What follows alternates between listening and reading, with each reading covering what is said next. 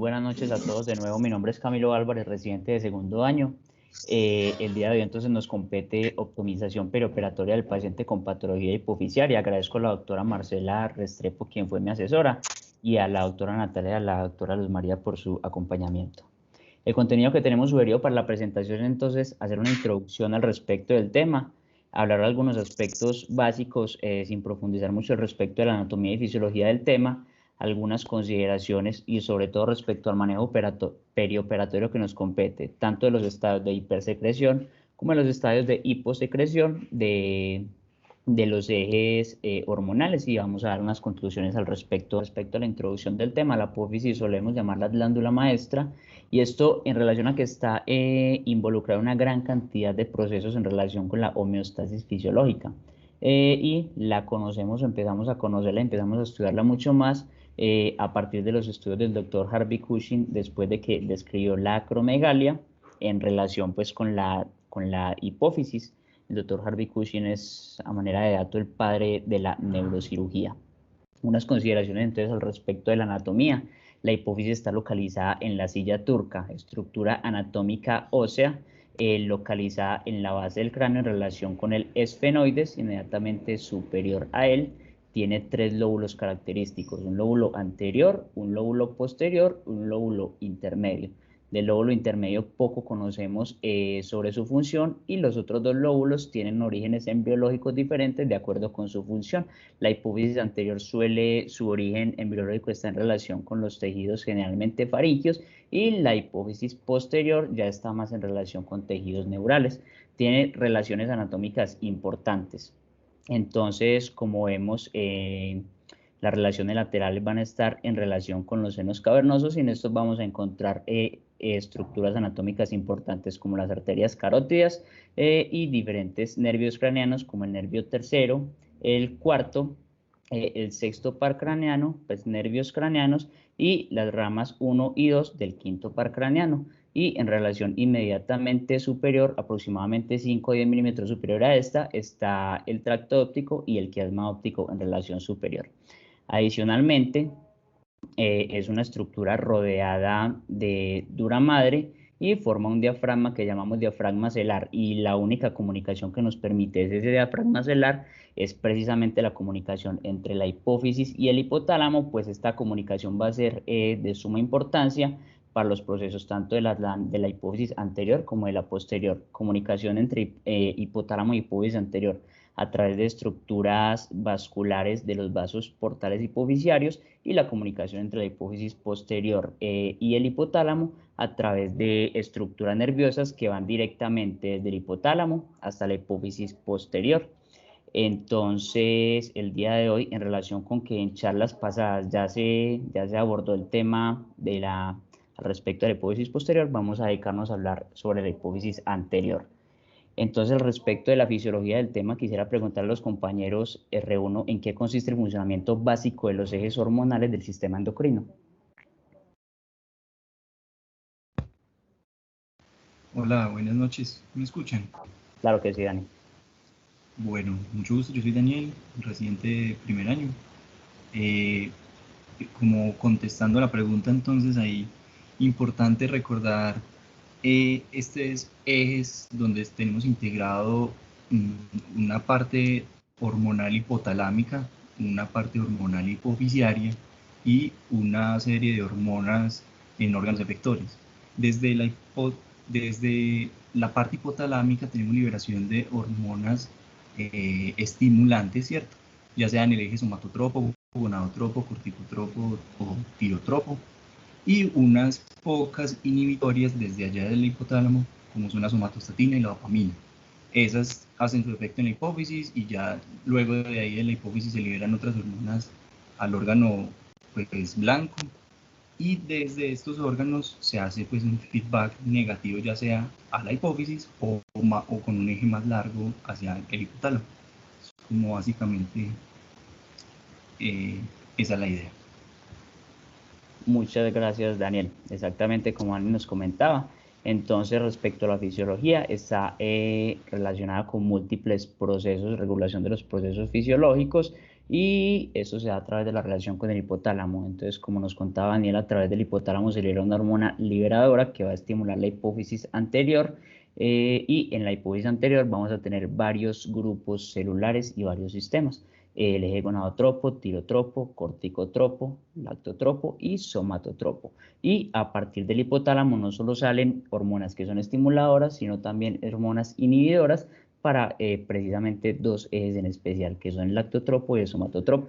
Entonces, a partir de la hipófisis anterior van a salir unas hormonas estimuladoras a hacer su efecto en unas glándulas periféricas en los diferentes sistemas corporales, que van a secretar unas hormonas que son las que finalmente van a hacer su efecto en los diferentes tejidos diana. Y en condiciones normales, estas hormonas generadas, liberadas por estas glándulas finales diana, son las que nos van a funcionar como un mecanismo de retroalimentación negativa para controlar un poco el nivel de la secreción desde los ejes más centrales hipotalámico e hipofisiario. Básicamente en eso consiste el funcionamiento fisiológico. Sin embargo, no todos los ejes nos incumben respecto al manejo anestésico. Los que sobre todo nos competen son el eje corticotropo, el eje de la hormona de crecimiento y el eje tirotropo, y son los que les vamos a dedicar mayor atención el día de hoy. Entonces, los retos que nosotros vamos a enfrentar en anestesia respecto a estos pacientes que tengan diferentes enfermedades de la hipófisis son tanto la hipersecreción como la hiposecreción e hipofunción hipofisiaria que puedan generar las diferentes enfermedades que tengan los pacientes. Pero no solo esto, sino que también hay un efecto de masa importante que puede generar las diferentes enfermedades que en general son tumores hipofisiarios, con los que nos vamos a enfrentar. Entonces, como hablábamos, pueden ser patologías que no generen hipersecreción o hiposecreción. En la hipersecreción tenemos los tumores hipofisiarios, responden más o menos por un 10 a 20% de todos los tumores intracraneanos. Tenemos varias formas de clasificarlos. Podemos clasificar de acuerdo con su estado funcional en relación si estos adenomas secretan hormonas, y estas hormonas tienen una función fisiológica. A esto los vamos a llamar funcionales. Y a los que no son funcionales, solamente incluyen el crecimiento celular de esos adenomas, pero no son funcionales, realmente los vamos a llamar no funcionales, y corresponde generalmente a la mayoría de los tumores hipofisiarios, los no funcionales. Y de acuerdo a su tamaño también podemos clasificarlo como macroadenomas o macroadenomas respecto a si tienen mayor de 10 o menos de 10 milímetros. Generalmente los macroadenomas suelen ser tumores no funcionales y los microadenomas suelen ser tumores funcionales, pero podemos encontrarnos con una gama pues diferente de situaciones. El otro estado es el estado de hiposecreción, hipopituitarismo, que puede ser monotrópico cuando tenemos una disminución solamente de alguna de las hormonas, o lo más común es que sea un panhipopituitarismo donde hay una disminución en general de todos los ejes. Y esto puede estar en relación tanto por difusiones fisiológicas, por disminución de la secreción y de la generación de las hormonas, y lo más común es que estos tumores hipofisiarios generen un efecto compresivo que disminuya la función de esas hormonas, de esas células que previamente eran funcionales. Entonces, respecto a estos adenomas, lo más común son prolactinomas, que no suelen tener mayor interés para la práctica anestésica, por lo cual no lo vamos a abordar el día de hoy. En segundo lugar, los tumores secretores de hormona del crecimiento. En tercer lugar, los tumores secretores de hormona corticotropa, y en último lugar, los tumores secretores de hormona tirotropa. Esos pacientes generalmente tienen unos tratamientos que van enfocados en la supresión de la secreción hormonal, en la disminución del tamaño del tumor y en la restauración de la función hipofisiaria normal. En general, la mayoría de los pacientes que tienen esos tumores son llevados a cirugía, porque suelen ser de manejo quirúrgico, pues los únicos a los cuales se les da la oportunidad de su primera opción y primera línea de tratamiento es el tratamiento médico, son los prolactinomas. Entonces, en la evaluación preoperatoria de nuestros pacientes con algún grado tipo de estas enfermedades, nosotros vamos a mirar cuál es su estado hormonal preoperatorio en relación con los paraclínicos que ellos tengan, y ya vamos a ver cómo vamos a evaluar los diferentes ejes. Vamos a mirar, y mencionábamos al principio que es muy importante, los síntomas de compresión local en relación con todas esas estructuras anatómicas que están rodeando a la hipófisis. y lo más común es que estos adenomas tengan un crecimiento hacia apical y que comprometan la función visual por el compromiso del quiasma y del tracto óptico. Vamos a ver también en la descripción que hay algunos cambios corporales anatómicos que son de importancia para nosotros respecto al plan anestésico, y vamos a mirar qué medicamentos tienen esos pacientes respecto a su terapia crónica, que también representen como algunos retos, algunas consideraciones especiales que nosotros debamos tener en cuenta. Vamos a desglosar un poco los ejes. Entonces vamos a empezar a hablar del eje hipotálamo hipófisis suprarrenal. Es poco común, hablábamos ya de la incidencia general de estos pacientes, generalmente corresponden a 1 a 2% de los adenomas hipofisiarios. Es más común en las mujeres el hipocortisolismo, entonces corresponde a un hipercortisolismo, que es secundario a la secreción excesiva de ACTH desde la hipófisis. En general, lo que nos vamos a encontrar es con un estado hipercatabólico, con un paciente con resistencia a la insulina, con catabolismo de las proteínas, y los otros efectos suelen ser efectos antiinflamatorios y aumento de la resorción ósea. Aquí hay una consideración especial para hacer respecto a la distinción entre enfermedad y síndrome de Cushing. La enfermedad de Cushing generalmente se refiere a ese paciente que tiene un hipercortisolismo en relación con un aumento de la secreción directamente desde la hipófisis de ACTH. Por su contraparte, el síndrome de Cushing se refiere a un paciente con hipercortisolismo, independiente de cuál sea la causa. Puede ser por hipersecreción central, puede ser por causa externa, por medicamentos, puede ser por directamente la patología de la glándula adrenal. Entonces, en nuestro caso, vamos a estar enfrentados a una enfermedad de Cushing. El diagnóstico generalmente se realiza con varias pruebas de laboratorio. Se puede hacer cortisol urinario, cortisol sérico, respuesta a un reto de dexametasona, que se le aplica 1 miligramo de dexametasona la noche de hoy, y el día de mañana se evalúa cómo fue la respuesta a la supresión de cortisol. Se toma también muestras de seno petroso, y también se mide la estimulación con respuesta, una estimulación con CRH, para mirar a ver cómo responde el eje. El cuadro clínico de los pacientes generalmente es entonces un paciente con una facies que se le ha llamado como una facies de luna llena, un aumento en la almohadilla grasa tanto en la región dorsocervical como en la región clavicular. Paciente con obesidad central. Tiene muchas otras características clínicas de importancia para nosotros, entonces, que van a tener miopatía proximal, van a tener osteoporosis en relación con aumento de la resorción ósea, una piel frágil, que ya vamos a mencionar cuál es la importancia para nosotros, y en relación con que el cortisol tiene no solamente efecto glucocorticoide, sino también efecto mineralocorticoide. Entonces estos pacientes van a presentar también hipernatremia, hipocalemia, y asociado a esta hipocalemia pueden presentar alcalosis metabólica. Tienen también efectos cardiovasculares, entonces suelen ser pacientes con hipertensión, con cambios en electrocardiográficos que se van a manifestar como hipertrofia del ventrículo izquierdo y con enfermedad diastólica pues del ventrículo izquierdo. Es muy común que estos pacientes tengan intolerancia a la glucosa y que alcancen un diagnóstico de diabetes, y de manera importante también para nosotros son pacientes generalmente con SAJOS, con algún grado de síndrome de apnea obstructiva del sueño y con historia de reflujo gastrointestinal. Entonces, las consideraciones importantes para nosotros son que esos pacientes en el intraoperatorio tienen un mayor riesgo de presentar inestabilidad hemodinámica. Entonces debemos tener como estar preparados a enfrentar esta respuesta. El paciente, ya hablábamos que puede tener mayor incidencia de SAJOS, y en ese caso, si el paciente viene ya con un diagnóstico conocido y con uso de CPAP, pues lo ideal sería optimizar a este paciente con el uso de CPAP desde el preoperatorio hasta en el posoperatorio. Hablábamos de los cambios cutáneos con una piel frágil y débil, lo que suele hacer difícil el acceso venoso tanto periférico como el aumento de la almohadilla cervical y esos tejidos grasos cervicales, lo que puede hacer también el acceso difícil de los accesos venosos centrales, por lo cual deberíamos, si fuese posible, tener disponible el uso de ayuda ecográfica para obtener estos accesos. Hablábamos entonces de que los pacientes son obesos, además de estas otras manifestaciones que pueden hacer que sea un paciente con riesgo de vía aérea difícil. El paciente con hiperglicemia, que definitivamente tenemos que llevarlo optimizado por esos efectos que ya conocemos de llevar un paciente hiperglicémico a cirugía, y son pacientes con aumento de resorción ósea, entonces mucho cuidado con la manipulación del paciente, pues son susceptibles de presentar fracturas patológicas. traje como para recordar las consideraciones que debemos tener en la cuenta al respecto del manejo hiperglicémico de estos pacientes, respecto al tratamiento. Entonces, el día antes de la cirugía, idealmente los medicamentos que deberíamos evitar son los inhibidores del cotransportador sodio-glucosa, esto en el día antes de la cirugía, y es el medicamento que se recomienda suspender tanto desde antes de la cirugía hasta el día de la cirugía.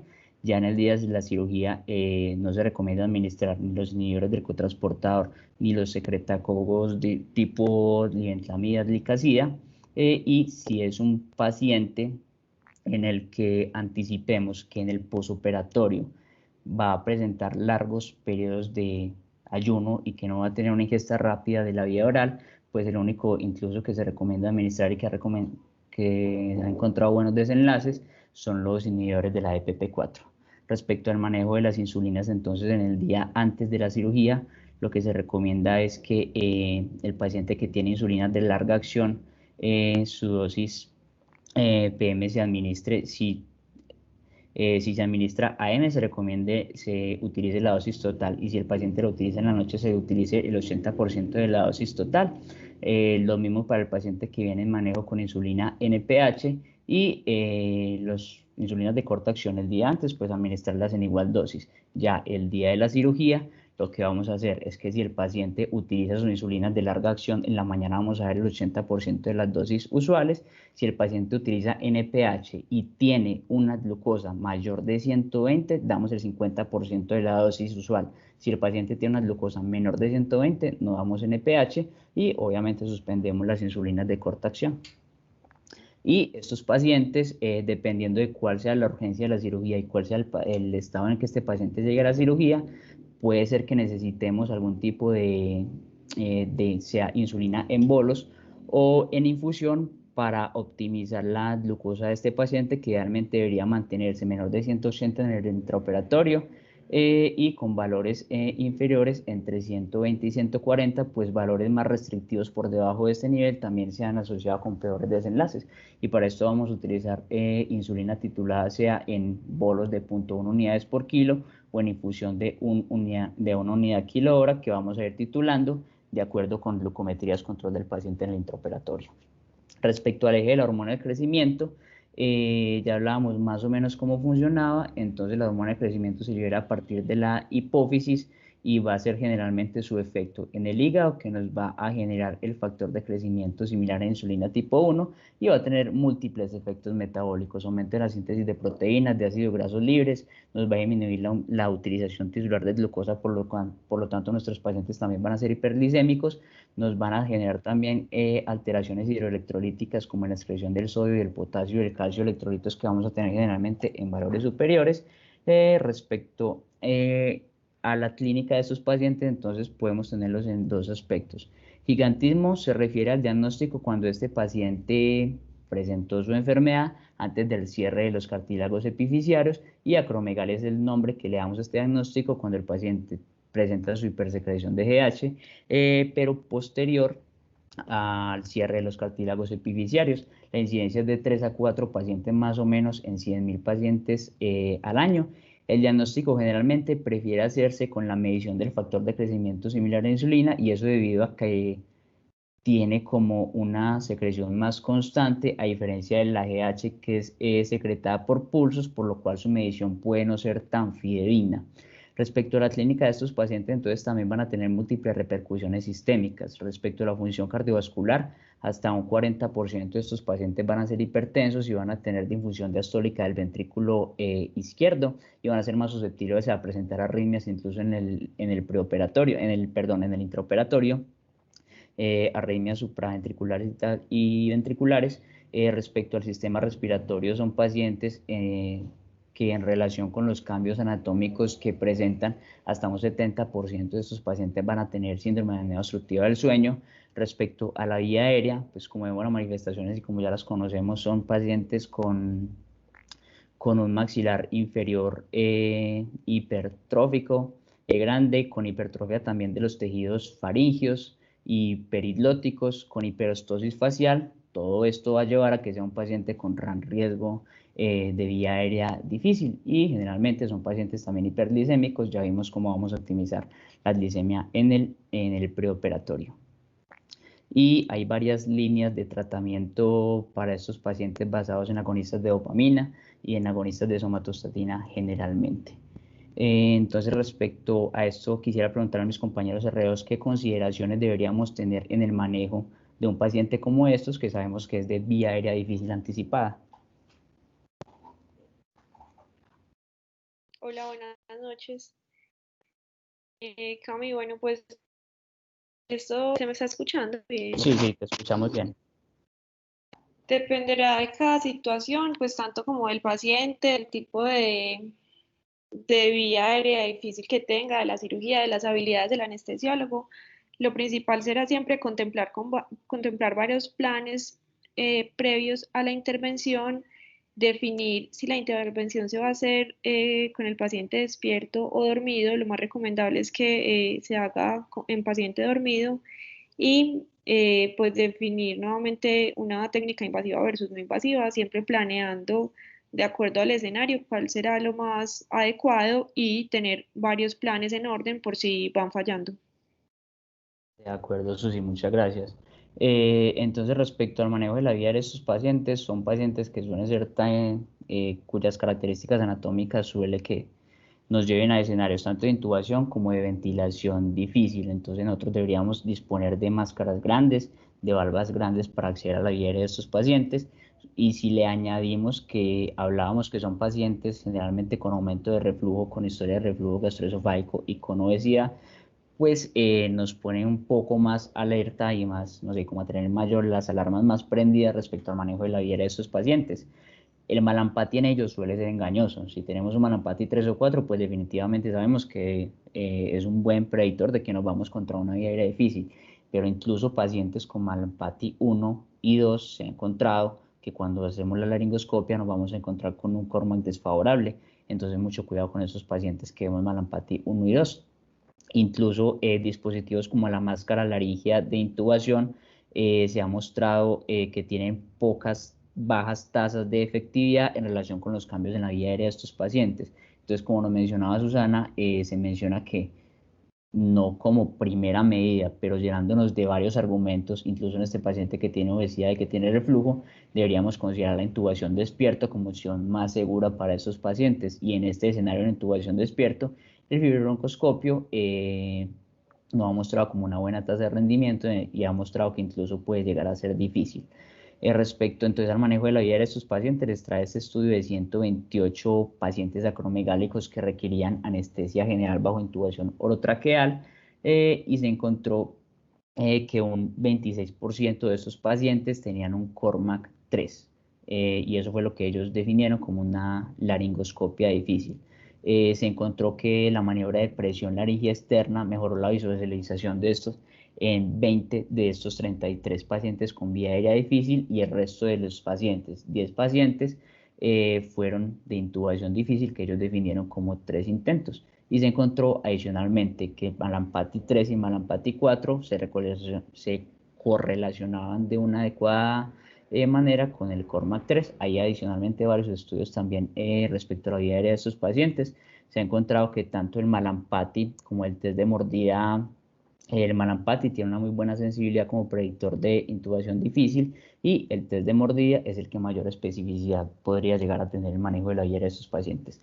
Otros retos en anestesia sería entonces, como ya mencionábamos, los desórdenes cardiovasculares. Entonces debemos ir siempre o tener de estos pacientes un electrocardiograma y un ecocardiograma idealmente. La optimización del SAJOS que ya hablábamos, si el paciente viene con un mal manejo del CPAP o si no, nosotros deberíamos optimizarlo con CPAP en el preoperatorio y en el postoperatorio.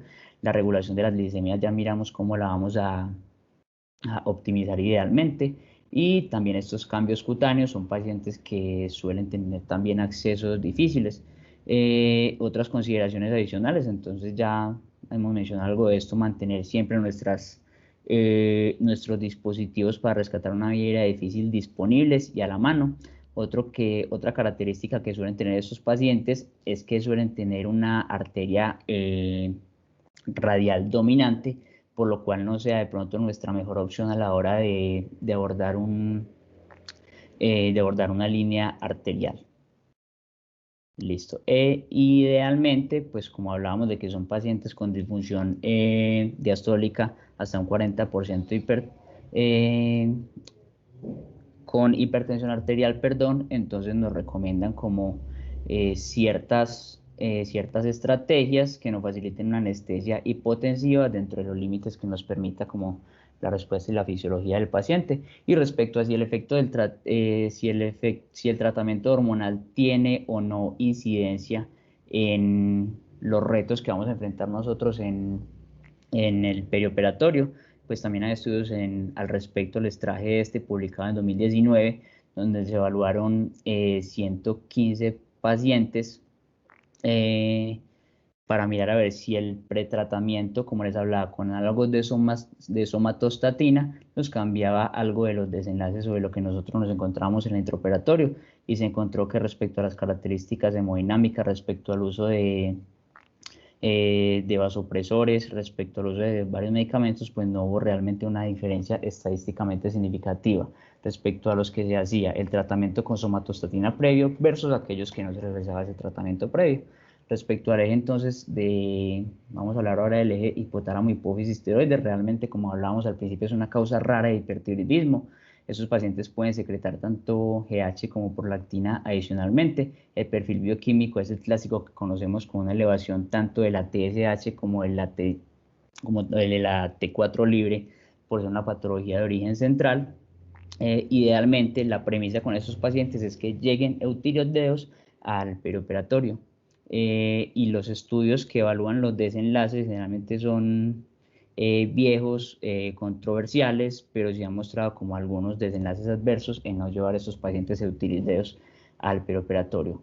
Lo que más nos va a interesar a nosotros son los efectos cardiovasculares que tienen las hormonas tiroideas en estos pacientes. Generalmente son entonces inotrópicos y cronotrópicos positivos, pero hacen vasodilatación, y como respuesta a esta, una activación del sistema renina-angiotensina-aldosterona que lo lleva a retención de agua y sodio, un aumento del gasto cardíaco de 50 hasta 300%, y hasta un 10 a 15% pueden tener fibrilación auricular. Entonces, la optimización de estos pacientes va enfocada a disminuir al máximo el riesgo de tormenta tiroidea, un estado que se nos va a caracterizar por taquicardia, por cambios en el estado mental, por colapso cardiovascular. Entonces, si es un paciente con hipertiroidismo manifiesto que hará para una cirugía electiva, debemos posponerlo hasta optimizarlo. Si es un paciente que da una cirugía emergente, pues definitivamente debemos llevarlo a cirugía con una monitorización, idealmente con una línea arterial y utilizando beta-bloqueador en el intraoperatorio y algunas medidas farmacológicas que voy a mostrarles en la otra diapositiva. Este beta-bloqueador generalmente se sugiere en los beta-bloqueadores beta-1 selectivos. Si es un paciente con una enfermedad leve o subclínica, es suficiente con el beta-bloqueador que este paciente venía recibiendo en el preoperatorio. Si es un paciente que yo tengo tiempo para optimizar, debo tener en cuenta que los medicamentos generalmente van a tener una función entre las 3 y 8 semanas, y esto en relación con que estos antitiroideos disminuyen la formación de nueva hormona tiroidea, pero no me disminuyen la liberación de esa hormona tiroidea que ya se había almacenado previamente en ese tejido tiroideo. Utilizamos el metimazol, entonces, que se suele preferir por menor toxicidad, por mayor vía media, y porque me da como una versatilidad respecto a que está disponible en tabletas de 5, 10 y 20 miligramos, y lo administramos entre 20 y 30 miligramos al día. La otra opción es el propiltiuracilo, que tiene una vida media más corta, viene en tabletas de 50 miligramos, lo administramos entre 100 y 150 miligramos cada 6 a 8 horas. Sin embargo, también tiene su efecto benéfico, y es que además de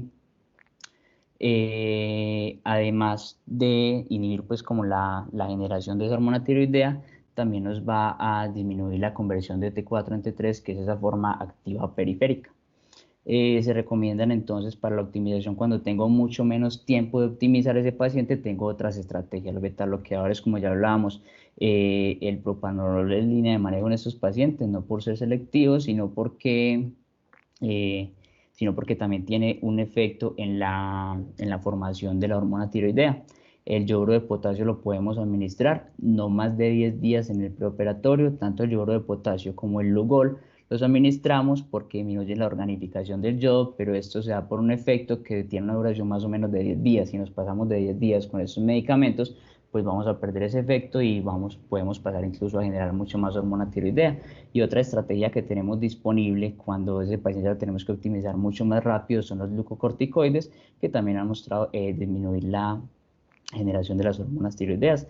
La colestiramina también nos va a ayudar a disminuir la reabsorción, la absorción intestinal en relación con que estas hormonas suelen tener bastante recirculación enterohepática.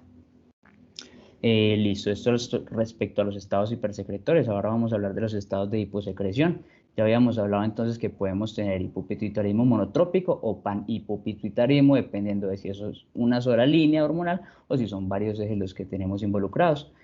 Como hablábamos entonces, los de mayor importancia para nosotros van a ser el eje tiroideo y el eje adrenal, y precisamente esos son los que vamos a hablar respecto a las patologías de hiposecreción.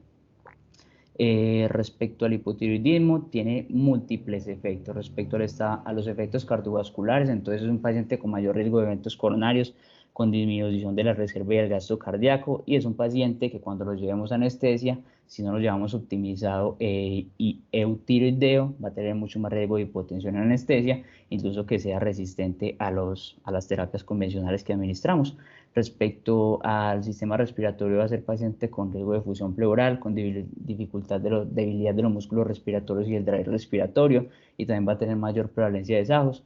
Los líquidos electrolíticos, solemos tener hiponatremia en relación con aumento de la hormona antidiurética, hay un aumento de la permeabilidad capilar, y eso va a hacer que sean pacientes que suelen tener estados de hipovolemia y disminución del aclaramiento de los medicamentos, que nos puede llevar a un metabolismo o a una función que sea errática respecto a la farmacología que conocemos de esos medicamentos.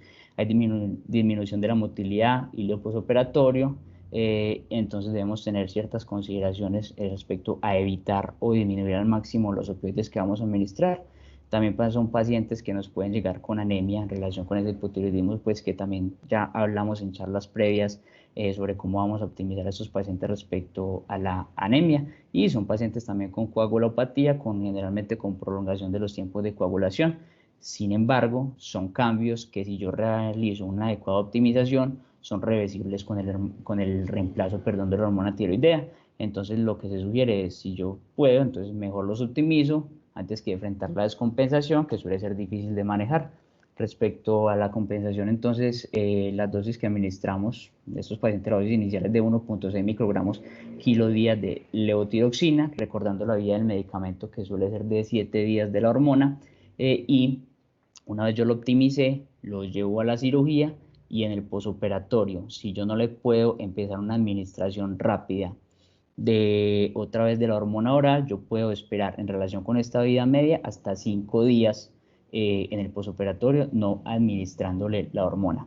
Eso si yo lo llevé a tiroideo. Si ya me pasan más de 5 días en el posoperatorio y yo todavía no le puedo dar su levotiroxina oral, pues administro levotiroxina intravenosa, dando 50 a 80% dosis día de la dosis que venía recibiendo el paciente. Y el paciente que van a para una cirugía urgente o emergente, pues definitivamente ese paciente hay que llevarlo a cirugía, preparándome para las complicaciones que puede presentar en relación con estos efectos que les mencionaba previamente, y puedo administrar levotiroxina intravenosa en dosis de carga de 200 a 500 microgramos, seguido de 50 a 100 microgramos intravenoso día. Y respecto al hipocortisolismo, quisiera preguntar a mis compañeros R3, ¿cuál es el riesgo de llevar a cirugía a un paciente con hipocortisolismo central? Hola Cami, buenas noches a todos.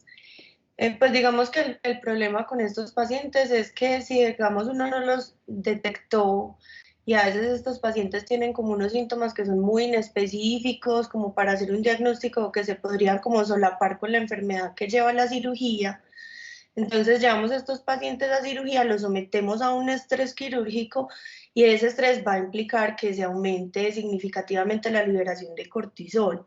Como esto no se va a dar en el intraoperatorio, pues eso va a producir que el paciente tenga como una reducción significativa del tono vascular, de la resistencia vascular sistémica, Y adicionalmente este también controla un poco pues, la respuesta vascular a las catecolaminas. Entonces digamos que el riesgo más alto con estos pacientes es que nos hagan un choque refractario y muy difícil de controlar.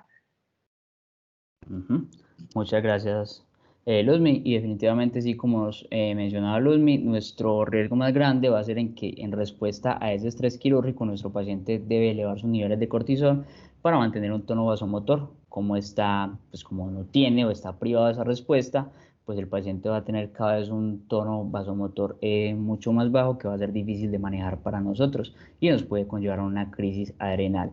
Los electrolitos en este paciente nos representan un mayor problema porque hablábamos de que es una patología de origen central que solamente va a afectar la corteza suprarrenal. Por lo tanto, la médula y la actividad mineralocorticoide se mantiene a través del sistema renina-angiotensina-aldosterona. Entonces, los principios y recomendaciones básicos al respecto de la optimización de estos pacientes son: todo paciente que viene con un consumo equivalente de prednisolona de 5 miligramos día o más en el último mes, o hidrocortisona 10 a 15 miligramos por metro cuadrado de superficie corporal en niños, es un paciente que tiene suprimido su eje y que yo debo reponerle las hormonas en el intraoperatorio. Incluso si yo tengo duda de que este paciente pueda tener o no tener suprimido su eje, pues yo definitivamente administro la hidrocortisona. Recomendación adicional: disminuir al mínimo el periodo de ayuno que puedan tener esos pacientes, y mi reposición la voy a hacer entonces generalmente con hidrocortisona 100 miligramos intravenoso en la inducción y una infusión de 200 miligramos para las siguientes 24 horas. El paciente continúa con una dosis vía oral del doble de la que él venía consumiendo hasta 48 horas postoperatorio, y eso teniendo en cuenta que si ese paciente tuvo una cirugía mayor con demasiado estrés quirúrgico, pues esa dosis doble se debería continuar hasta 2 semanas postoperatorio.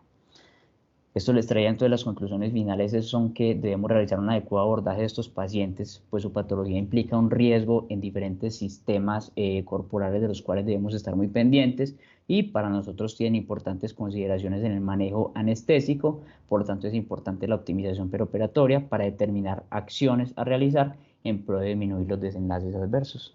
Muchas gracias por su atención. Les trajimos una ayuda didáctica que les dejo en el link les dejo el link en el chat para que puedan acceder a ella.